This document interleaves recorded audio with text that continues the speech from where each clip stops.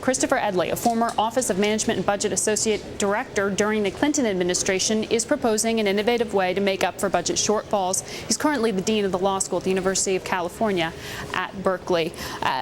Dean, would you explain to us exactly how it is that you think the Treasury should be sort of making whole states at this point? Every year, the states receive hundreds of billions of dollars in payments from the federal government. In Medicaid, in highway spending, in housing, in community development, and a score of other programs. Hundreds of billions of dollars that every year we know will be paid to the states. So the idea is very simple. Give an advance to the states. Let them elect to borrow from the Treasury an advance on those payments that they'll be receiving over the next couple of years. And then as we come out of the recession, as the states are in better shape, the Treasury can simply deduct the amount required for repayment from the funds that would otherwise be going to the state. So it's a guaranteed repayment plus interest.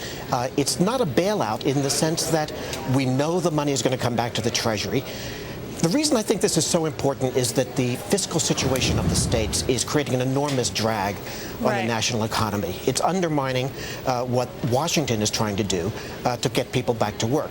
No, so this is a way. No, and I know we've been talking about states, Hawaii going to a 4-day school week, California, going to IOUs to make payments as well. So there's absolutely a fundamental issue there. But this proposal that you have with sort of forwarding the money that the states will pay back with interest later, what makes you think that the states will have that necessary discipline later to pay back those debts? First of all, it won't require discipline on the part of the states because the Treasury writes the checks for Medicaid, for the housing assistance, for the highway bill. So Treasury, just like your employer, if you got an advance against your paycheck from your employer, the same way the Treasury will simply be able to deduct it from the money that would otherwise be sent to the states.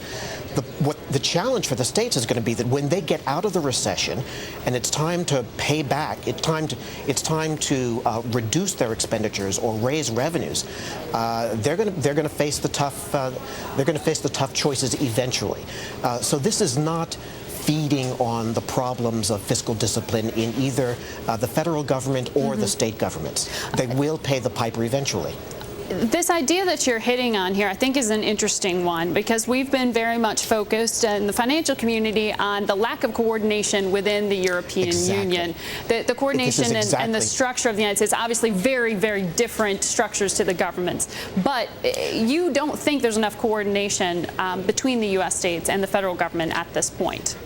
I think there's some striking parallels in the situation, and the difficulty is that we have some individual states like New York, like California, like Illinois, that have economies that are the same size in terms of GDP as many nations. But when you think about it, the states simply don't have the macroeconomic tools to deal with the economy that the federal government does. With the exception of Vermont, they can't run deficits when their revenues dry up in the midst of a recession and when their expenditures balloon, as in welfare payments and unemployment payments and Medicaid payments. So this is a way to help states smooth the business cycle, smooth out their revenue flows as they try to deal with the consequences of a macroeconomy that's been in deep trouble. All right. Well, it was an interesting idea. It caught our attention. Thank you for explaining your proposal to us, Dean.